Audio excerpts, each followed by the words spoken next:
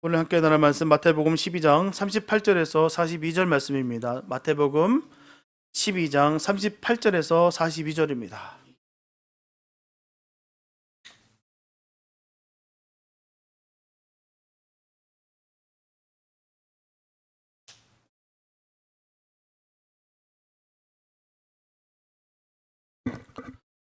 마태복음 12장 38절에서 42절 말씀입니다. 주님의 귀한 말씀 봉독해 옵니다. 그때 서기관과 바리새인 중 몇 사람이 말하되 선생님이여 우리에게 표적 보여주시기를 원하나이다. 예수께서 대답하여 가라사대 악하고 음란한 세대가 표적을 구하나 선지자 요나의 표적밖에는 보일 표적이 없느니라. 요나가 밤낮 사흘을 큰 물고기 뱃속에 있었던 것 같이 인자도 밤낮 사흘을 땅속에 있으리라. 심판 때 니네 사람들이 일어나 이 세대의 사람을 정죄하리니 이는 그들이 요나의 전도를 듣고 회개하였음이오니와 요나보다 더 큰 이가 여기 있으며 심판 때 남방 여왕이 일어나 이 세대의 사람을 정죄하리니 이는 그가 솔로몬의 지혜로운 말을 들으려고 땅끝에서 왔음이오니와 솔로몬보다 더 큰 이가 여기 있느니라. 아멘. 사람의 마음속에는 죄와 죄성이 있습니다. 그것은 마치 젖은 땅에 생기는 각종 벌레와도 같아요. 땅이 말라 있을 때는요, 아무리 뒤져봐도요, 벌레 한 마리 찾아볼 수 없는 땅에 비가 온 후에는 땅 속에 여러 가지 그 벌레들이 생겨나는 것 같다는 것이죠. 보통 때 사람은 다 신사와 숙녀입니다. 정말 조숙해 보이고 젠틀해 보여요. 만약 보통 때 이상한 사람은 진짜 이상한 사람이겠죠. 대개 성도는 모두 다 믿음 있는 사람처럼 보입니다. 주일 잘 지키고 11조하고 교회에 빠지지 않고 참여합니다. 구제도 하고 선교도 합니다. 사람들로부터 존경도 받고 사랑도 받습니다. 그렇다고 해서 그 사람에게 죄가 없느냐? 그렇지가 않습니다. 그 사람에게도 죄가 있어요. 있어도 그 사람에게 어떤 죄가 있는지는 잘 알 수가 없습니다. 마치 비가 오면 땅속에 벌레들이 우글거리는 것처럼 사람의 마음속에 있는 죄성은 죄를 지을 조건이 갖추어지면 콘크리트를 뚫고 잡초가 돋아나는 것처럼 본색을 드러낸다는 거예요. 위기 상황에 반드시 드러납니다. 평상시는 잘 몰라요. 정말 급박한 상황, 위기의 상황, 정말 어쩔 수 없는 상황, 이런 일들이 초래할 때 그의 그 본색이 그대로 드러나고 나타난다는 것입니다. 예수님께서 그의 생애 마지막 유월절을 지키기 위해서 예루살렘 다락방의 제자들과 함께 모였을 때 유대인들은 그리스도에 대한 그 불신과 그 반역은 극도에 달했습니다. 그래서 마치 비온 땅에 여러 가지 벌레들이 우글거리는 것과 같았다는 거예요. 그들은 이미 예수님을 죽이기로 계획했습니다. 어떻게 체포하고 어떻게 재판하고 어떻게 사형에 처할 각본을 다 꾸며놓고 있었다는 거예요. 그때 예수님은 제자들을 염려하셨습니다. 내가 떠난 후에 제자들이 어떻게 돼? 예수님은 제자들을 격려하셨습니다. 내가 가면 보혜사가 오실 것이다. 보혜사 성령은 내가 너에게 말하는 것을 기억나게 할 것이며 또 너희가 어떻게 행할 것을 분명히 가르쳐 주실 것이다. 그리고 또 예수님은 요한복음 15장 20절부터 22절에서 제자들이 핍박받을 것을 분명히 말씀하셨어요. 내가 너희더러 종이 주인보다 더 크지 못하다 한 말을 기억하라. 사람들이 나를 핍박하였은즉 너희도 핍박할 터이요 내 말을 지켰은즉 너희 말도 지킬 터이라. 그러나 사람들이 내 이름을 인하여 이 모든 일을 너에게 하리니 이는 나 보내신 이를 알지 못함이니라. 내가 와서 저에게 말하지 아니하였다면 죄가 없었으려니와 지금은 그 죄를 핑계할 수 없느니라. 예수님께서 죄 없다고 핑계할 수 없다고 말하는 그들이 과연 누구겠습니까? 유대인들의 종교적 지도자들인 바로 서기관, 바리새인, 대제사장들을 가리키는 것입니다. 그들은 선생으로서 백성을 가르치는 지도자들이었어요. 그들은 의인이라고 자처했고요, 충성된 자라고 자부하던 그런 사람들이었습니다. 그들은 자신을 하나님께 충성한다는 표로 옷자락에까지 하나님의 말씀을 새긴 옷을 입고 다녔어요. 철저한 삶을 살았다는 것이죠. 보이는 것에서 말입니다. 그러나 예수님께서 그들을 보았을 때 그들이 입은 옷은 외식과 거짓이었어요. 예수님은 그들이 입은 외식과 형식의 옷을 벗겨버렸습니다. 회칠한 무덤 같은 바리새인들아, 너희 겉은 너무너무 아름다우나 속에는 죽은 사람의 뼈와 더러운 것으로 가득하구나. 뱀들아, 이 독사의 자식들아, 너희들의 죄를 회개하라. 책망하셨어요. 만약 예수님께서 그들의 외식의 옷을 벗기지 않으셨다면 그들은 영원히 의인이요 여전히 평화의 사도로 그렇게 행세했을 것이에요. 예수님은 죄를 드러나게 비추는 빛이십니다. 예수님의 책망을 달게 받는 자는 회개하는 죄인이요 예수님의 책망을 거부하는 자는 회개할 수 없는 죄인이에요. 오늘날도 얼마나 많은지 몰라요. 내가 무슨 죄가 있어? 내가 법을 따라 살았는데 왜 나보고 자꾸 피곤하게 죄인이라고 자꾸 얘기해? 왜 자꾸 회개하라고 그래? 그래서 요즘 가장 인기 없는 설교가 바로 이런 설교입니다. 회개하라. 이 설교가 가장 바더가 되는 거예요. 인기 없는 설교입니다. 근데 그 인기 없는 설교를 우리 주님께서 하셨어요. 더더군다나 누구에게요? 바리새인들에게, 서기관들에게 말입니다. 나만큼 잘 지키는 사람이 없다고. 나만큼 지금 덕망 쌓은 사람이 어디 있다고. 나만큼 성경 지식이 많은 사람이 어디 있다고. 감히 나한테 라고 생각하는 사람들이 바로 이 서기관과 바리새인들인 거예요. 오늘도 마찬가지예요. 그냥 그대로 드러납니다. 성경은 거짓말이 없고 속임이 없고 실수가 없어요. 정확합니다. 딱 떨어져요. 그때나 지금이나 똑같은 메시지인데도 똑같이 반응을 한다는 것이죠. 왜요? 근본이라. 근본이 그렇기 때문입니다. 바리새인은 지금도 영적 바리새인은 그렇습니다. 회개 이 말 되게 싫어해요. 귀찮아합니다. 그래서 그 설교를 별로 달갑지 않는다는 거예요. 똑같아요. 서기관과 바리새인들은 이 예수님의 책망을 받아들이지 않았어요. 받아들이지 않을 뿐만 아니라 예수님을 대적했습니다. 그때 서기관과 바리새인 몇 사람이 예수를 찾아왔습니다. 당신은 우리에게 표적을 보이라. 증거 내봐. 서기관과 바리새인들은 그들 나름대로 예수를 공격할 단서를 가지고 있었어요.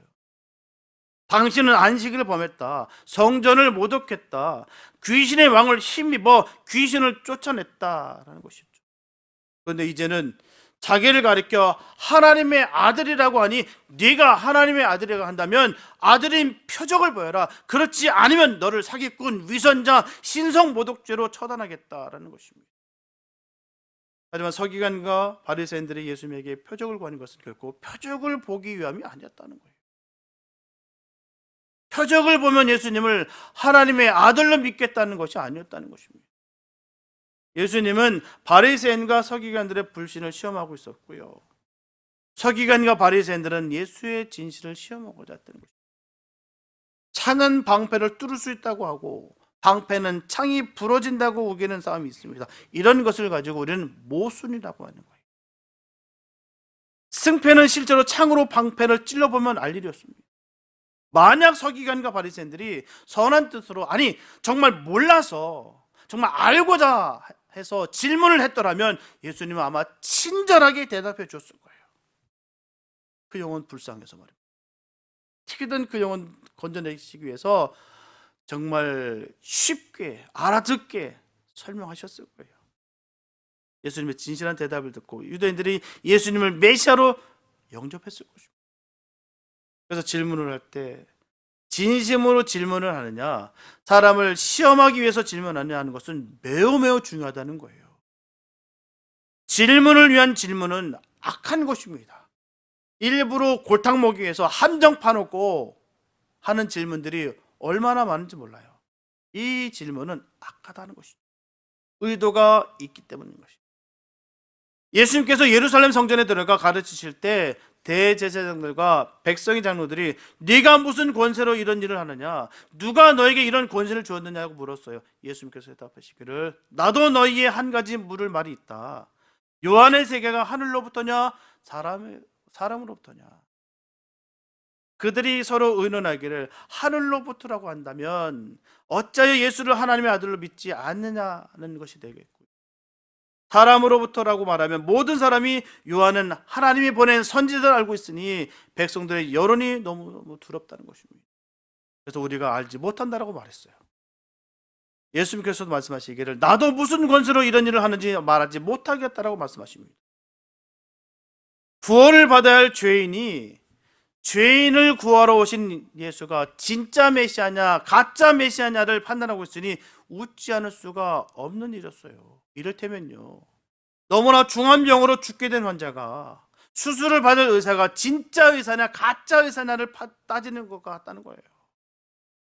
아니, 지금 수술실에 지금 누워 있는데 사느냐 죽느냐 하는 그런 너무나 긴급한 상황 속에서 어느 지역 출신이냐, 어느 학교 나왔느냐, 성적은 어느 정도였느냐, 이거 묻는다고 생각하면 얼마나 웃기겠습니까?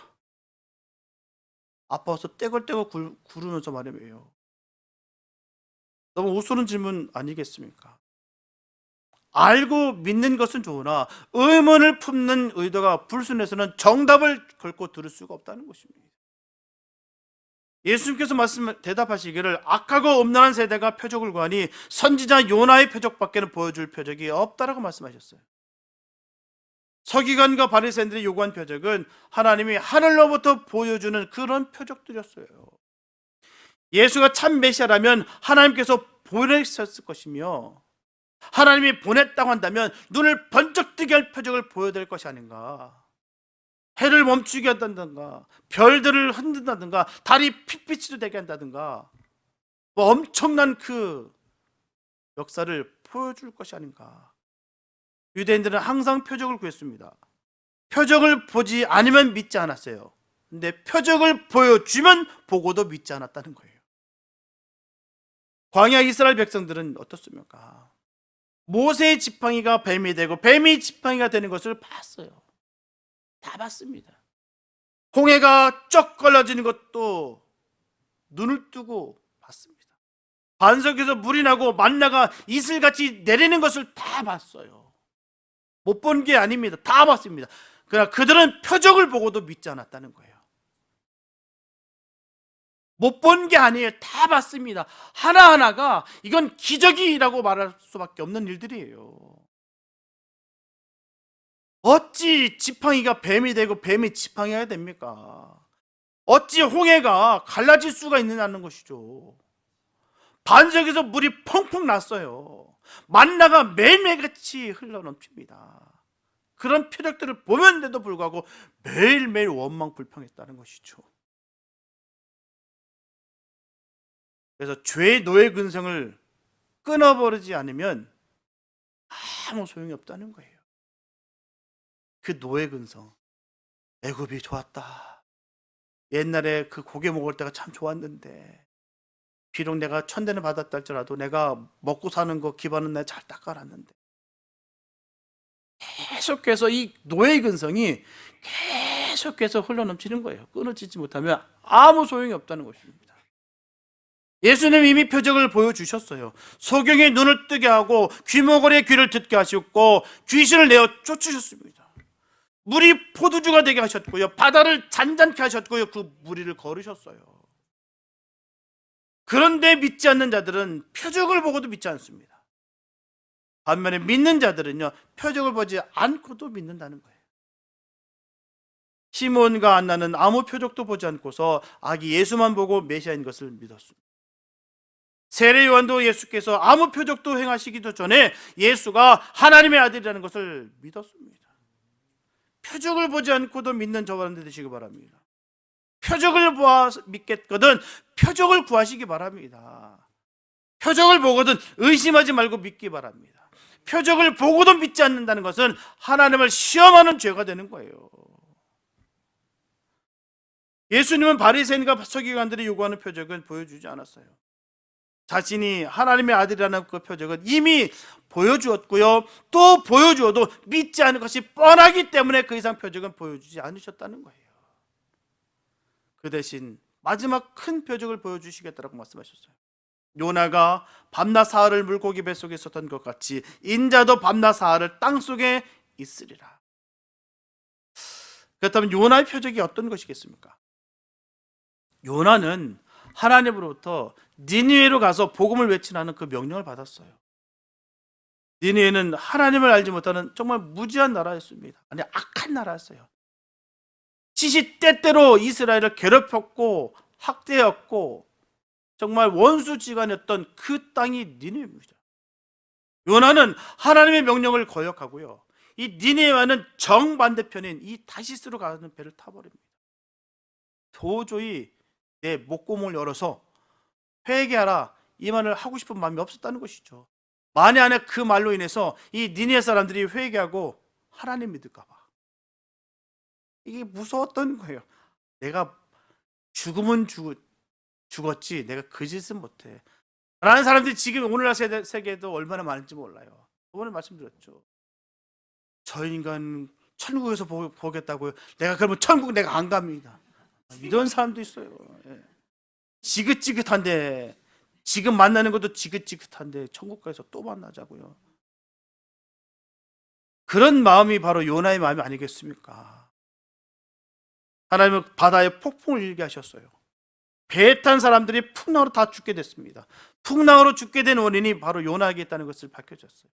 그때 요나는 우리가 풍랑을 만나게 된 원인은 나에게 있다, 나를 바다에 던지라고 말합니다. 그리고 요나는 바다에 던졌어요. 참 그때만큼도 그는 회개가 없었어요. 내가 죽으면 죽었지 난 안 간다, 다시는 안 간다, 나 바다에 던져 죽여라, 죽일 테면 죽여라 뜻이에요. 그때라도 회개하고 하나님 내가 알겠습니다, 내가 다시 한 걸 회개합니다, 하나님 내가 다시 니네로 갈게요, 제발 좀 살려달라고 마음 빌었으면은 그 배를 돌리셨고요, 풍랑을 잔잔케 하셨겠죠. 그때까지만 해도 요나는 마음 돌이킬 마음이 없었어요. 날 던져라, 난 죽는다, 죽으면 죽었지. 하나는 큰 물고기를 준비시켜서 요나를 참히게 했습니다. 요나는 물고기 뱃속에서 3일 동안 같이 있었어요. 사흘 만에 물고기가 요나를 육지에 토해냄으로 말미암아 요나는 살았습니다. 이것은 예수님께서 십자가에 못 박혀 죽으시고 무덤에 장사 지낸 바 되었다가 3일 만에 다시 살아날 것을 예표한 표적이라고 예수님께서 말씀하십니다. 여러분들도 그렇게 믿으시나요? 꼭 그렇게 믿으시기 바랍니다. 요나가 물고기 뱃속에 3일 동안 있었는데 죽지 않고 살아났다는 것은 기적이에요. 예수님께서 무덤에 3일 동안 갇혀 있었는데 살아났다는 것은 기적입니다. 여러분들 기적을 믿으시나요? 기적을 일으키는 하나님의 능력을 믿으시나요? 이 기적은 예수가 하나님의 아들이라고 하는 표적이에요. 표적을 믿으시나요? 믿으시기 바랍니다. 표적은 사인이에요. 사인을 보면 실체를 알 수가 있어요. 태극기를 보고 대한민국을 아는 것 같습니다. 성조기를 보고 미국이라는 나라를 아는 것 같습니다. 예수님께서 무덤에 3일 동안 계신 그 3일 동안 무엇을 하셨을까요? 요나는 물고기 뱃속에서 3일 동안 무엇을 했을까요? 기도했습니다. 요나가 기도한 것을 요나서 2장 1절에서 9절을 찾아보면 잘 나타나 있습니다.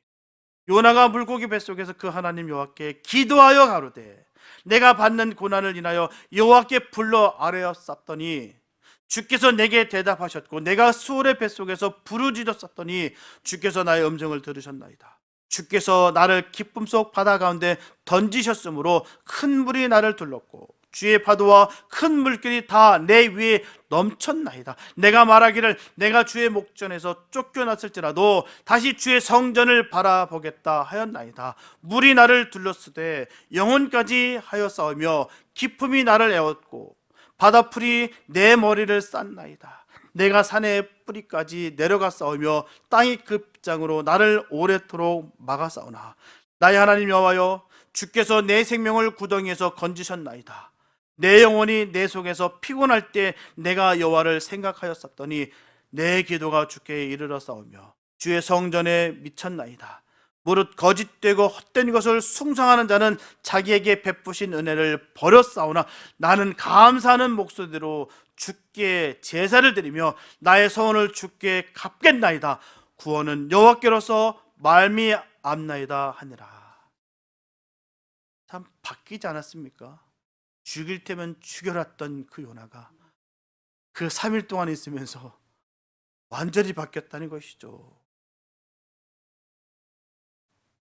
예수님의 육체가 무덤에 있을 때 예수님의 영은 무엇을 하셨을까요? 요나처럼 기도했으리라 저는 믿습니다. 육신은 죽어도 영혼은 깨어 기도하는 사람의 육신은 부활한다는 거예요. 요나가 그랬고 예수님이 그랬습니다. 이것이 부활이에요. 이것이야말로 기적 중에 기적이고 표적 중에 표적입니다. 부활이에요, 부활. 부활 이상의 표적은 없습니다. 부활을 믿는다면 다른 부활이나 이적은 구할 필요가 없다는 거예요. 아기가 어머니 배에서 태어나는 것을 보았다면 어머니가 아기를 잉태했다는 것을 달리 증명할 필요가 없다는 것과 같습니다. 부활을 보고 예수가 하나님의 아들이라는 것을 믿지 못하면 다른 아무 것일지라도 예수가 하나님의 아들이라는 것을 믿을 수가 없어요. 여러분들은 예수의 부활을 보고 예수가 진실로 하나님의 아들이라는 것을 믿으시기 바랍니다.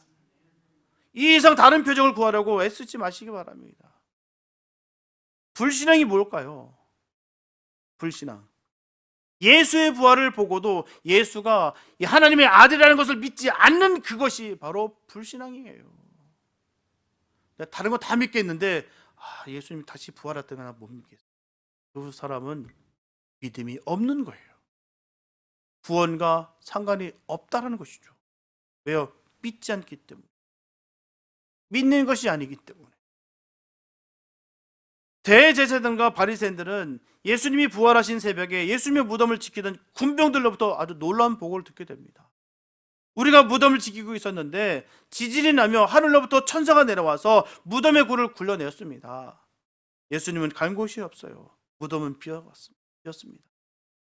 대제사장과 바리새인들은 사실을 보고 믿을까 말까를 결정하는 것이 아니었고요. 사실이 일어나기도 전에 사람은 부활할 수 없다는 사상을 가지고 있었다는 거예요. 아예 믿을 마음이 전혀 없었다는 거예요. 예수란 존재는 하나님의 아들이 아니라고 아예 철저히 못을 박아버린 거예요. 무슨 일이 벌어져도 그 사람은 예수는 하나님의 아들이 아니야. 아예 그렇게 꽉 들어차고 있었다는 것이죠. 도리어 괴계를 꾸면서 군병들에게 돈을 주어 가서 예수의 제자들이 예수의 시체를 도적질해 갔다라고 그렇게 퍼뜨리라고 전합니다. 시켜요.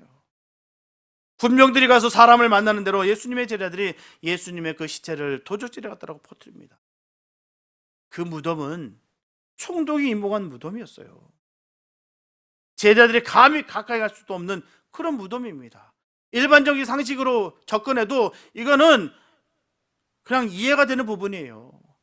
완전 무장한 그 군인들이 지킨 그 철통같이 지킨 그 무덤을 무슨 수로 그곳을 탈취한다는 얘기예요. 그 시체를 말입니다. 이거는 있을 수 없는 문제입니다. 예수님의 부활을 목격한 제자들은 예수님의 부활을 외쳤어요. 대제사장과 장로들은 부활만은 전하지 못하겠습니다. 부활을 전하면 잡아 가두고 죽인다고 척박했어요. 부활을 믿지 못하는 자들의 소용은 이러하다는 거예요. 다른 건 다 양보하겠는데 부활만은 못 믿겠다. 다른 건 다 믿어도 괜찮지만 부활은 믿지 말아라. 그 뜻이 되는 거예요. 결론은 부활을 믿지 않으면 아무것도 아니라는 것입니다. 예수가 부활하지 못했으면 우리도 부활은 없어요.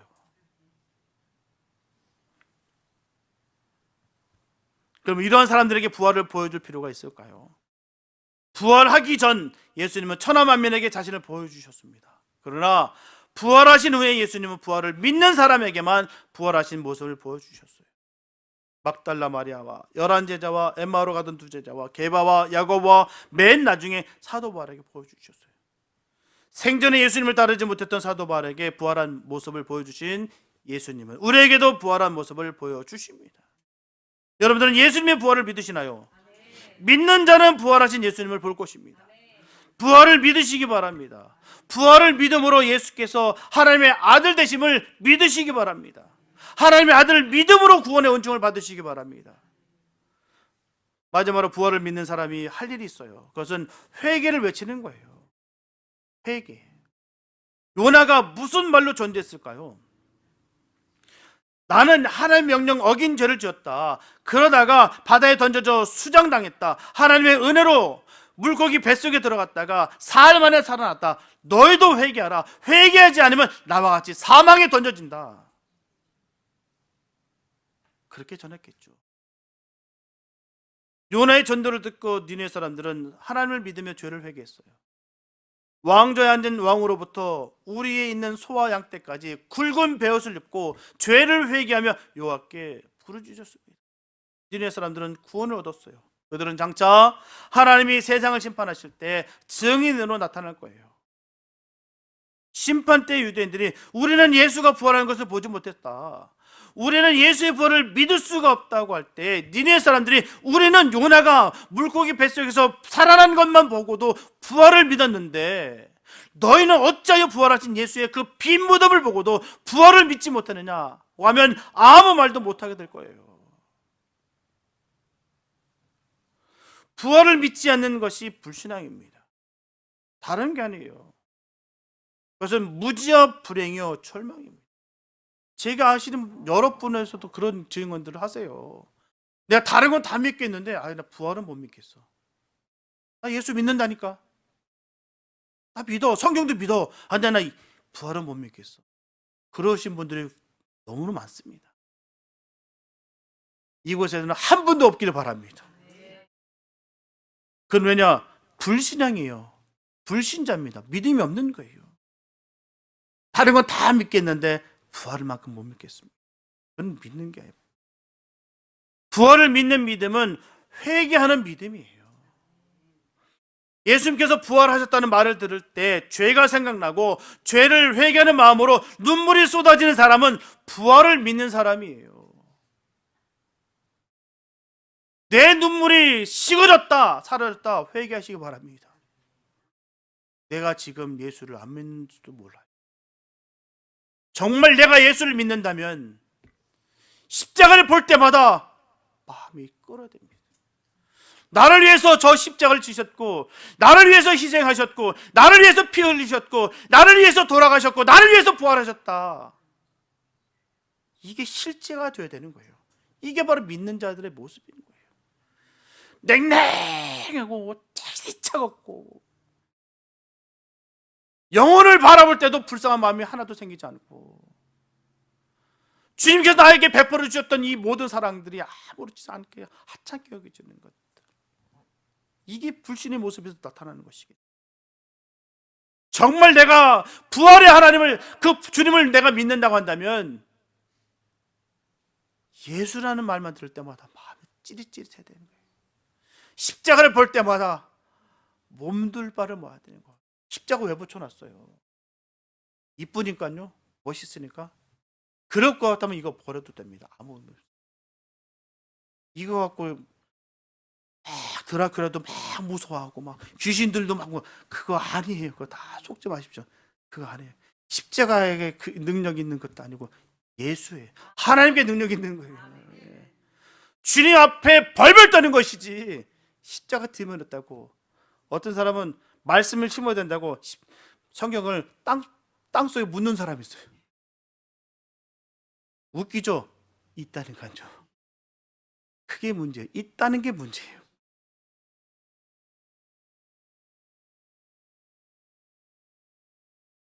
정말 우리가 십자가를 바라볼 때마다 왜 할까요? 성찬식 왜 합니까? 나를 기념하라고 해서 마시는 거예요. 그 떡을 먹는 것이죠. 세례 교인이니까 하는 거 아니에요.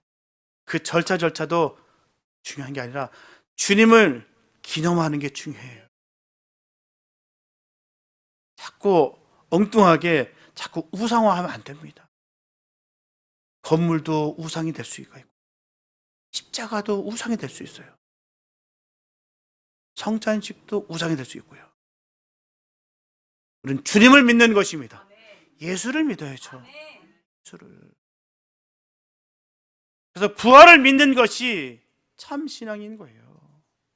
왜 주님이 부활하셨을까를 아는 거예요. 그래서 눈물이 나는 거고 몸부림을 치는 것이고 주님 앞에 매달리는 것이죠. 죄를 회개하지 아니하고서는 부활의 주를 맞이할 수 없기 때문이에요. 왜냐하면 죄를 회개하지 않고는 부활에 참여할 수가 없기 때문이에요. 요나도 죄를 회개했을 때 부활에 참여했습니다. 그는 아시다시피 아까도 말씀드렸다시피 죽일 테면 죽여라, 그런 삶을 살았던, 그런 마음을 가졌던 사람이었어요. 날 수장시켜버려라. 내가 수장당해서 죽으면 죽을지언정 난 니네는 안 간다. 그 3일 동안에 그 뱃속에서 주님을 만나고 주님을 만남으로 인해서 그가 회개가 터져났다는 거예요.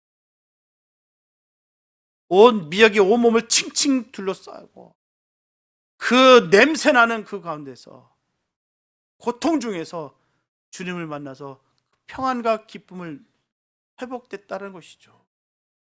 고난으로만 받아들이면 아무 의미가 없습니다. 고난이 축복인 이유는 그 고난을 통해서 주님을 만난다는 것이 축복인 거예요. 내가 이런 고난까지 당해봤어, 그걸 자랑 삼아 그 영웅담으로 이야기할 것이 아니라 그걸 통해서 난 주님을 만났어, 이게 진정한 고백인 거예요. 그걸 못 만났다고 하면요 아무 의미가 없습니다.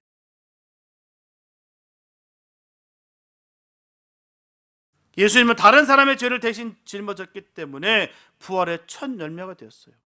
죄를 회개하는 사람이 부활의 주를 만나볼 수가 있습니다. 죄를 회개한 사람이 부활에 동참할 수가 있어요. 죄를 회개하시기 바랍니다. 죄를 회개하지 않으면 심판때에 니네 사람들에게 정죄를 받습니다. 회개는 잘못 가던 길을 깨닫고 돌아서는 거예요. 요나는 니네로 가야 할 길을 다시스로 잘못 가고 있었습니다. 요나는 회개했을 때 니네로 가서 회개를 외쳤어요. 우리도 회개하고 회개를 외치는 사람 되시기 바랍니다. 주님의 부활을 믿으시기 바랍니다. 예수님은 하나님의 아들 메시아임을 믿으시기 바랍니다. 죄를 회개하고 부활에 참여하시기 바랍니다. 부활의 주님을 마음에 받아들이시기 바랍니다. 부활의 주님을 전파하시기 바랍니다. 사랑하는 성도 여러분, 누구든지 예수님의 말씀을 듣고 행하기만 하면 구원을 받습니다. 누구든지예요. 신분, 형편, 상황 아무 소용없습니다. 중요치 않아요. 누구든지예요. 하나님의 말씀을 듣고 행할 때, 순종할 때, 믿을 때 구원을 받는다는 거예요. 우리가 주를 긋고 상종치 않은 그곳에 있는 사람들을 하나님은 존귀하게 사용하실 수 있어요. 저 인간은 절대로 내 상종치 못할 인간이지. 그 인간을 주님은 우리를 사랑하신다는 거예요. 그래서 우리는 하나님은 전능하시다고 말씀하는 것입니다. 나는 할 수 없는데 하나님은 하신다는 것이죠. 그러면 우리도 자신을 용납할 준비를 해야 됩니다. 우리가 도저히 용납할 수 없었던 원수를 사랑해야 하는 이유가 여기 있는 거예요. 나 같은 죄인을 살려주신 이 사랑을 잃어버리는 순간부터 나 정도 되니까 구원받았다고 착각하는 거예요. 나는 뭐 대단한 존재인 건 뭐라도 된 것처럼 여길 때가 얼마나 많은지 몰라요. 주님 보시기에 똑같은 죄인이에요. 너나 하나 할 것 없이 거기가 거기입니다. 나는 특별한 존재 아닙니다. 주님은 우리를 다 특별하게 보신다는 거예요.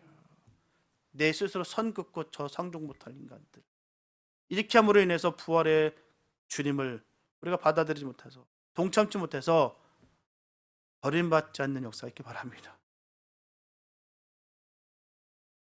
얼마나 무서운 말인지 몰라요. 주님의 마음을 우리가 함부로 여기는 것, 내 스스로 내 믿음 내가 포장하고 내 취해서 체면에 걸려서 내 멋대로 신앙생활 할 때가 얼마나 많은지 모릅니다. 내가 스스로를 도저히 용서할 수 없다는 생각이 들어도 주님은 가능하다고 지금 말씀하고 계시는 거예요. 나도 내 자신을 용서 못하는데 우리 주님은 우리를 용서하신다는 것이죠. 그것 때문에 산 거예요. 그것 때문에 저와 여러분들이 산 겁니다. 주님이 사랑하셨기 때문에. 내 스스로 용서 못하는 정말 추한 우리인데도 불구하고 우리 주님은 우리를 사랑하셨다는 것입니다. 문제는 회개하고 돌이키고 하면 전혀 과거와 상관없이 완전한 단절 속에서 새로운 인생을 가능케 하신다는 이 사실이라는 거예요. 아름다운 천국을 하나님은 예수님의 부활을 통해서 이루시기 원하십니다. 우리 속에 예수의 부활 생명이 있다는 것을 믿고 죽음을 넘어 승리하는 삶을 늘 살아가시기를 예수님의 이름으로 축원합니다. 기도합니다. 사랑해 주님 감사합니다. 아버지, 그 부활의 주님을 믿습니다. 우리를 위해서 희생하셨고요, 우리를 위해서 그 피를 흘려주셨습니다. 그리고 십자가에 처참하게 죽으셨습니다. 그리고 부활하셨습니다. 이 모든 것이 다 우리를 위해서 이루셨다는 이 사실이 얼마나 감사한지요. 하나님, 이 감사, 이 은혜로 말미암아 우리가 감사치 못하는 것이 없습니다. 하나님, 우리를 용납하여 주시고 우리를 용서해 주신 그 좋으신 하나님 감사합니다. 우리도 주님과 함께 그렇게 살기 원합니다. 회개하며 나의 나된 것이 다 하나님의 은혜인 것을 믿고 감사하며 살아갈 수 있는 우리가 되게 하여 주시옵소서. 가는 곳곳마다 주의 사랑을 전하고 주의 은혜를 전할 수 있는 복 있는 삶 되게 하여 주시옵소서. 부활의 주님과 함께 동행하며 승리의 삶을 이룰 수 있는 우리가 될 것을 간절히 믿습니다. 주님 복의 복을 더하여 주시옵소서. 그렇게 하실 것을 믿사옵고 우리를 권하신 예수님의 이름이 됐습니다.